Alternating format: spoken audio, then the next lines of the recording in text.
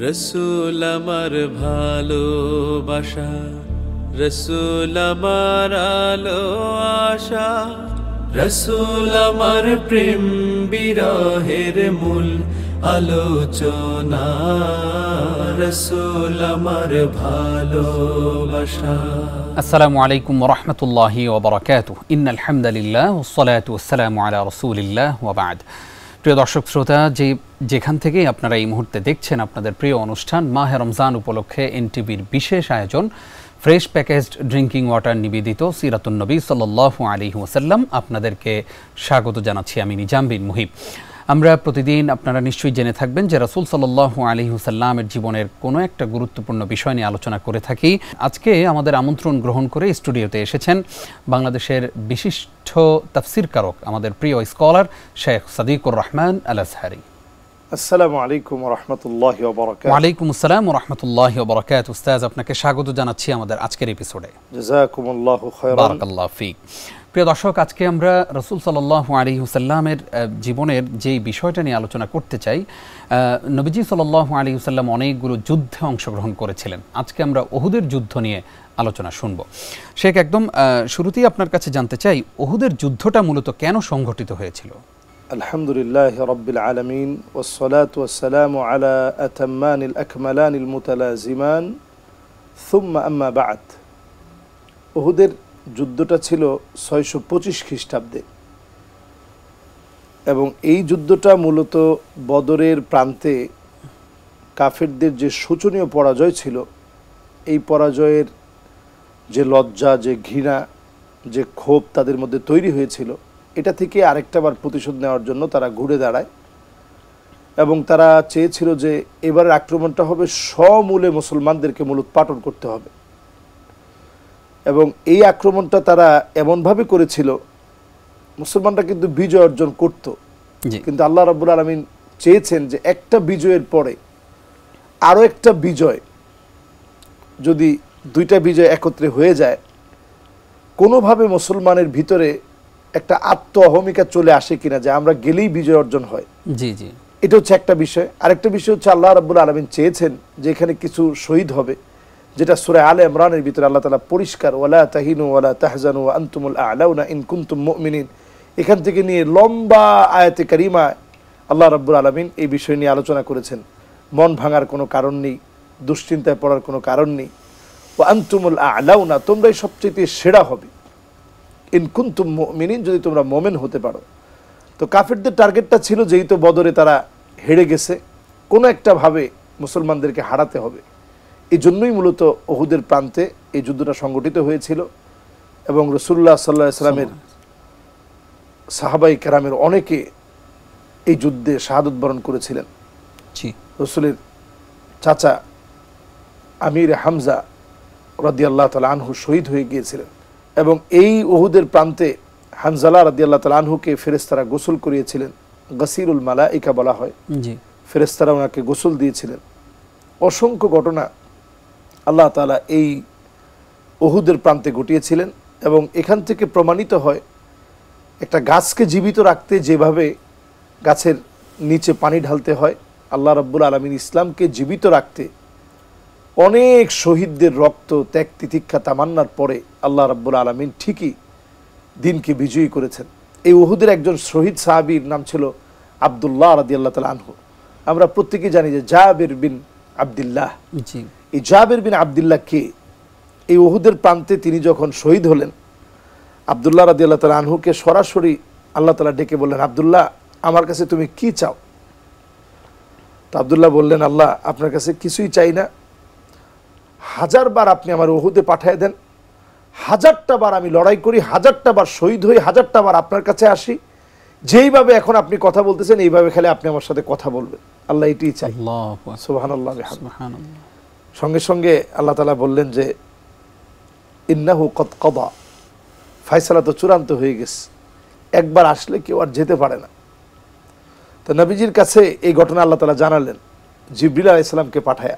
জিবরিল আলাইহিস সালাতু ওয়াস সালাম এসে যখন রাসূলের কাছে এই ঘটনাটা বললেন যে উহুদের প্রান্তে শহীদ হওয়া আব্দুল্লাহর সঙ্গে আল্লাহ তাআলা কথা বলছেন, নবীজির মনটা এত বড় হয়ে গেল নবীজি জাবের বিন আব্দুল্লাহ, জাবের রাদিয়াল্লাহু তাআলা আনহুকে ডাকলেন, বললেন, জাবের, তুমি জানো যে তোমার আব্বার সঙ্গে আল্লাহর কথা হয়েছে? সুবহানাল্লাহ বিহামদি। জাবের রাদিয়াল্লাহু তাআলার মনটা বড় হয়ে গেছে। সঙ্গে সঙ্গে বললেন যে, জাবের, আমি কি তোমার জন্য কিছু করতে পারি? জাবের বললেন, ইয়া রাসূলুল্লাহ, আব্বা তো সব দিয়ে গেছে ইসলামের জন্য। তো উহুদের প্রান্তে তিনি শহীদ হয়ে যাওয়ার পরে ঘরের মধ্যে খাবারও নাই, আর যারা পাওনাদার আছে প্রতিনিয়ত এসে আমাদেরকে চাপ দিচ্ছে, কথা শোনাচ্ছে। নবীজি বললেন, কি আছে? বলছে, অল্প কয়েকটা খেজুর আছে ঘরে, আর কিছুই নেই। তো নবীজি বললেন, যাও খেজুরগুলা নিয়ে আসো। এবং পাওনাদারদেরকে নবীজি এক এক করে ডাকলেন, নিজের হাত দিয়ে এইভাবে খেজুরগুলো নবীজি নাড়িয়ে দিলেন বিসমিল্লাহ বলে। এত বেশি খেজুর হয়ে গেল, এক একজন পাওনাদারকে নবীজি ডেকে ডেকে বললেন, তুমি কত পাও, তুমি কত, এইভাবে করে খেজুর দিয়ে পরিশোধ করলেন। এবং বাকি খেজুর এত বেশি রয়ে গেল, জাবেরকে বললেন, যাও এই খেজুর তুমি ঘর পর্যন্ত নিয়ে যাও। সুবহানাল্লাহ। তাহলে উহুদের সাথে আমাদের হৃদয়ের সম্পর্কটা এত বেশি, এবং আল্লাহ তাআলা উহুদকে এত দামি বানিয়েছে।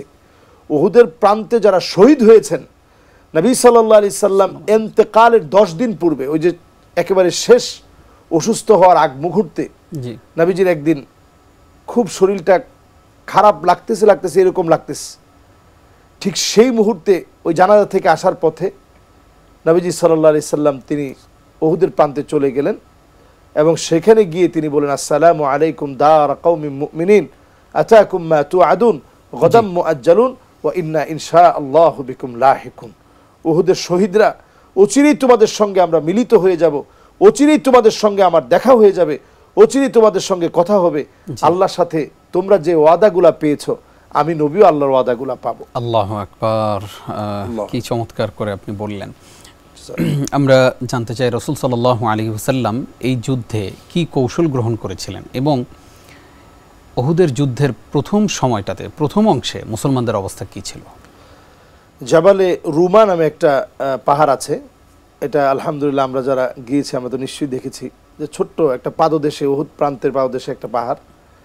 তীরন্দাজদেরকে নবীজি সাল্লাল্লাহু আলাইহি সাল্লাম 50 জন তীরন্দাজকে নবীজি সাল্লাল্লাহু আলাইহি সাল্লাম ওই জায়গায় দাঁড় করিয়ে রাখলেন, এবং 50 জন তীরন্দাজকে বলা হলো যে কোনো অবস্থাতেই, জয় পরাজয় কোনো অবস্থাতেই তোমরা এই জায়গা তোমাদেরকে ছাড়া যাবে না, এই জায়গায় তোমাদের অবস্থান করতে হবে।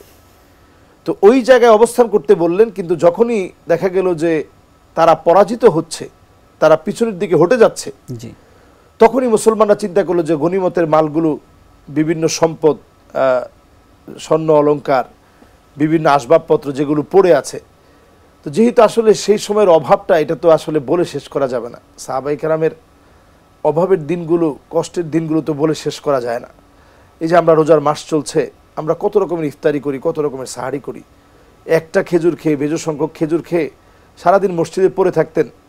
তিরস্কার করে এসে ইহুদিরা জিজ্ঞাসা করতেন যে এত পরিমাণ মসজিদে থাকো, কি তোমরা চাচ্ছটা কি?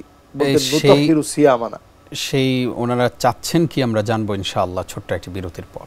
আজকে আমরা উহুদের যুদ্ধ নিয়ে আলোচনা করছি। আলোচনা উপস্থাপন করছেন শেখ সাদিকুর রহমান আল আসহারি।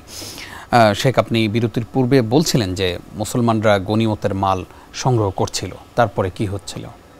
জি, মুসলমানরা যখন গনিমতের মাল যখন সংগ্রহ করছিল, দেখেন আনুগত্যটা কত জরুরি বিষয়। জি জি। এবং সেটা নবীজি সাল্লাল্লাহু আলাইহি সাল্লামের কথার আনুগত্যটা কত ইম্পর্টেন্ট বিষয় ছিল। নবীজি যে কথাটা বলছেন যে কোনো অবস্থাতেই তোমরা এই জায়গা থেকে যাবা না, তো যাওয়ার পরেই যখন তারা গনিমতের সম্পদগুলো যখন নিচ্ছিলেন, আহরণ করছিলেন, খালিদ বিন ওয়ালিদ রাদিয়াল্লাহু তাআলা আনহু তখন তিনি কালেমা পড়েননি, মুসলমান হননি। উনি সহ যখন জোরালো একটা আক্রমণ হলো, উনি খুব রণকৌশলী ছিলেন।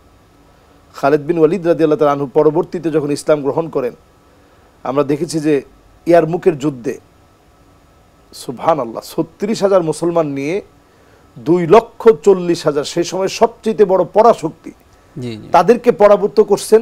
ওনার যুদ্ধ কৌশল আল্লাহ তাআলা এত বেশি দিয়েছিলেন, রণকৌশলী। তো এই রণকৌশলটা উনি উহুদের প্রান্তে যখন মুসলমানদের বিপক্ষে অ্যাপ্লাই করেছিলেন, সে সময় মুসলমানরা পর্যবসিত হয়েছে, ধরাশায়ী হয়ে গিয়েছে। এবং নবীজি সাল্লাল্লাহু আলাইহি সাল্লামের এতগুলো আঘাত নবীজির শরীরে পড়েছে, নবীজির দন্ত মোবারক তখন ভেঙে গিয়েছে এবং হেলমেটটা গেঁথে গিয়ে নবীজির মাথা থেকে এমনভাবে অজর ধারায় রক্তগুলো ঝরছিল। ফাতেমা রাদিয়াল্লাহু তাআলা আনহা দৌড়ে আসছেন, ওই জায়গাটা আজও চিহ্নিত আছে। ফাতেমা রাদিয়াল্লাহু তাআলা আনহা এসে দেখতেছেন নবীজির রক্ত কোনোভাবেই বন্ধ হচ্ছে না। ওই জায়গায়ও নবীজি একটা বারের জন্য কাফেরদেরকে বদদোয়া করেন নাই, কিন্তু এক ওয়াক্ত নামাজ চলে গেছে, নবীজির আসরের নামাজ পড়তে পারেনি। খন্দক প্রান্তে তৎক্ষণাৎ নবীজি বলছেন, আল্লাহুম্মা ইমলা বুতুনা হাউলাইল কাফারা বিন্নার, আল্লাহ আপনি কাফেরদের পেটগুলো আগুন দিয়ে ভরে দেন, আল্লাহ তাদের কবরগুলো আপনি আগুন দিয়ে ভরে দেন।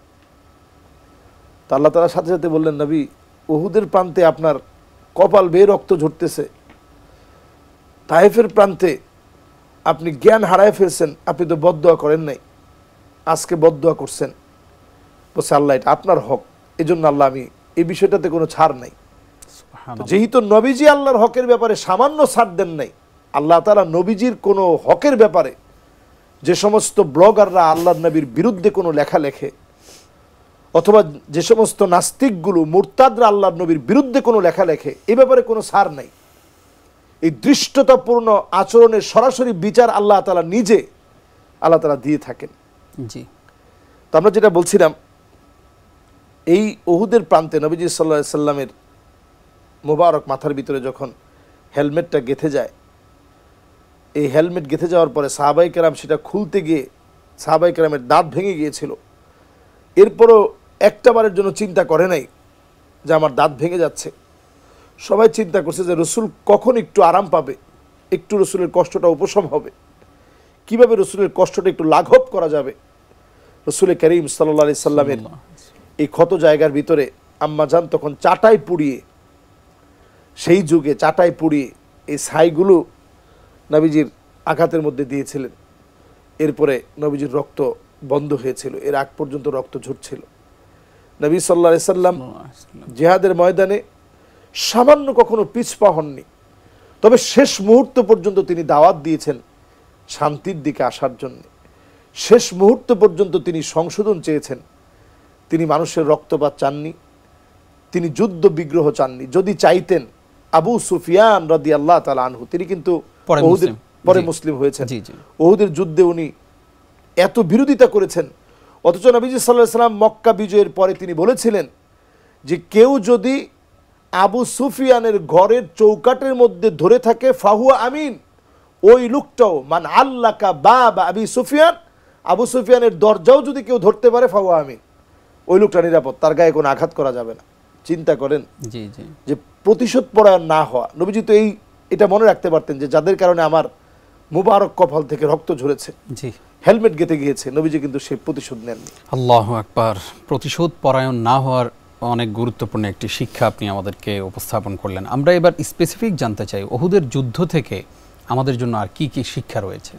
প্রথম শিক্ষাটা হচ্ছে আনুগত্যের জায়গায় ওয়ালাউ কানা রাসুহু জাবিবা, আপনার লিডার যদি মাথাটা কিসমিসের দানার মতো হয়, তাহলে এটা থেকে বের হওয়ার কোনো সুযোগ নেই, আনুগত্য পুরোপুরি মানতে হবে।